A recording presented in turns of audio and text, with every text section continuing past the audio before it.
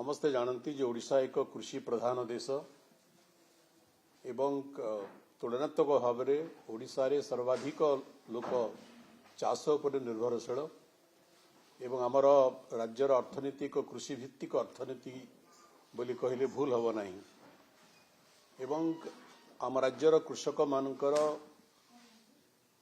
प्रथम और प्राधान्यपूर्ण उत्पादन है धान एवं विगत किछि वर्ष है विभिन्न सरकार माने केंद्र रे जो सरकार थाउ राज्य रे जो सरकार थाउ चाषी मानकर सुविधा पाई एवं राज्यर अर्थनीति को आहुरी पृष्ठ एवं श्रृंखलित करबा पाई चाषी माने उत्पादन करुथबा तांकर जोटा बृहत फसल मेजर क्रॉप धान को राज्य सरकार केंद्र सरकार किणंती राज्य सरकार मानकर जरिया रे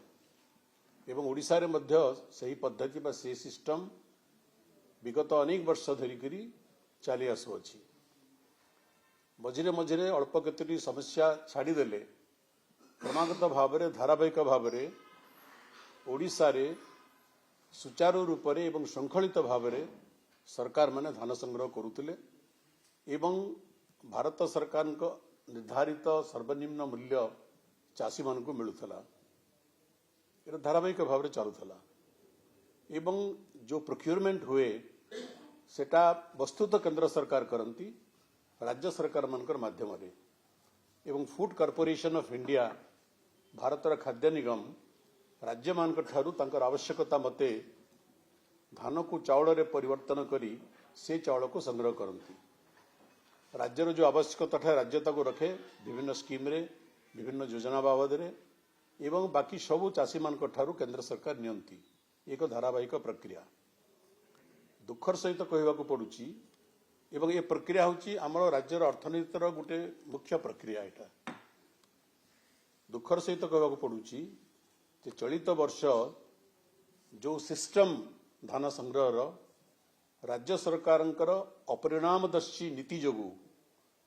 राज्य सरकार प्रशासनिक विफलता जोगु एवं राज्य सरकार चाषी विरोधी मनोवृत्ति जोगु से सिस्टम संपूर्ण भाव में कोलैप्स करिगला संपूर्ण भाव में कोलैप्स करिगला एवं तार परिणति आज प्रतिदिन चाषी मान को भोगवाक पड़ुछि एवं अंततगत्वा तार परिणति राज्यवासी को भोगवाक पड़ुछि एवं फाइनली अंतत राज्यर अर्थनीति रूप में तार अत्यंत नकारात्मक प्रभाव पड़वाक जाउछि आपण निश्चय जानिछंती जे प्रतिवर्ष सरकार एक टार्गेट रखती धान संग्रह पाई एवं धान रु चाउल करबा पाई एवं फूड कॉर्पोरेशन ऑफ इंडिया ताकू ग्रहण करती ये सब टंका केंद्र सरकार दियंती राज्य सरकार ऊपर मध्य सीधा सड़क बोझ पड़े नहीं किंतु सरकार अपरिणामदर्शी पॉलिसी जो चलित वर्ष से सिस्टम संपूर्ण भाव में कोलैप्स करिगला मु आपन को गोटे दुईटा उदाहरण एठी देवाई चाहूँगी जे किपरि राज्य सरकार भारतीय जनता पार्टी सरकार ए राज्यर दायित्व ग्रहण करबा परे 2024-25 मसीहा ठारू धान क्रय विक्रय सिस्टम किपरि क्षतिग्रस्त होउची एवं धीरे धीरे कोलैप्स करुची तार गोटे उदाहरण आपण जानि पारे मु जो परिसंख्यान एठी आपण मानकु देबी जेतेबेले बिजु जनता दल सरकार राज्य रे थिला से समय जेतिकी परिमाण रे धान चाषी किणा जाउथला भारतीय जनता पार्टी सरकार आसला परे प्रोडक्शन बढ़िवा सत्वे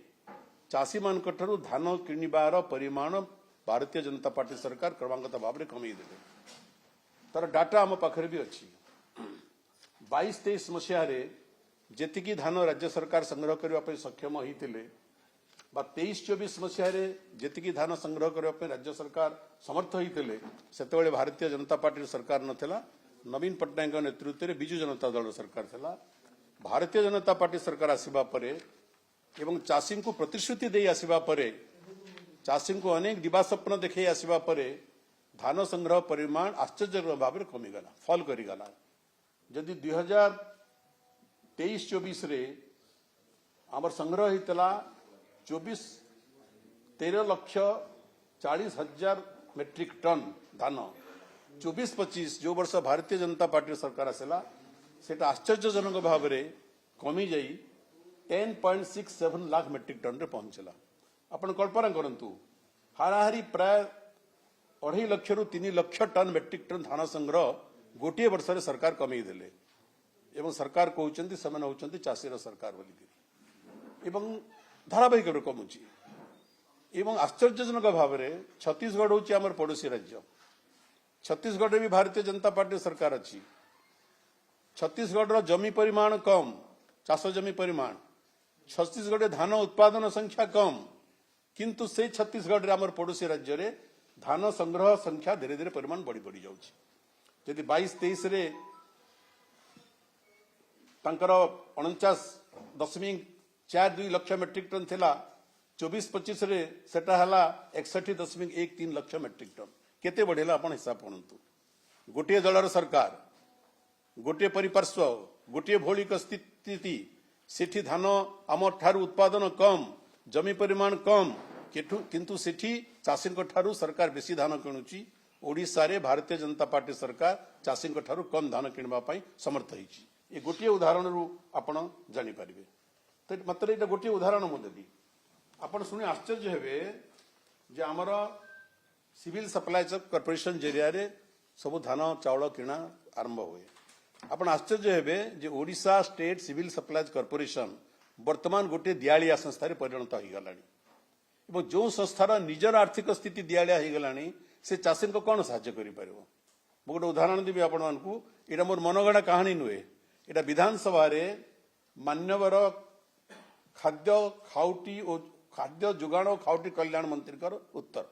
गत जो विधानसभा होता जो सप्लीमेंटरी बजेट पास है से निजे मान्यवर मंत्री स्वीकार करिसंती जे ओडिशा राज्य जुगाण निगम वर्तमान सुधा 23/11/2025 सुधा विभिन्न बैंक रु 18,886 कोटी टंका ऋण तार हलानी। कल्पना करते अपन 18,886 कोटी टंकार ऋण केवल गोटे संस्था जे चाषी मान पाखे उत्तरदायी, जे ओडिशार खाद्य जोगाणकारी संस्था, जे चाषी को धान जहाज धान किणा जाए से संस्थार यहाँ हूँ आर्थिक ऋण एवं धान संग्रह वर्ष 2024-25 प्रोक्योरमेंट गुड़िक बिल पैठ कमिशन भी दे पारुन ये संस्था चाषी मान को एवं वर्तमान जोगाण निगम यूनियन गवर्नमेंट पाखरु आनुमानिक 8,178 कोटी टंका पाइबार बाकी अच्छे। डबल इंजिन सरकार, एठी भारतीय जनता पार्टी सरकार, सेठी भारतीय जनता पार्टी सरकार, किंतु ओडिशार जोगाण निगम को वर्तमान पर्यंत केंद्र सरकार 8,178 कोटी टंका दौ नांती। ए इंजिन रे भॉइस नहीं केंद्र पाखरे, दुर्बल भॉइस, टंका आनी पारु नांती, चाषी को दुख दौरान।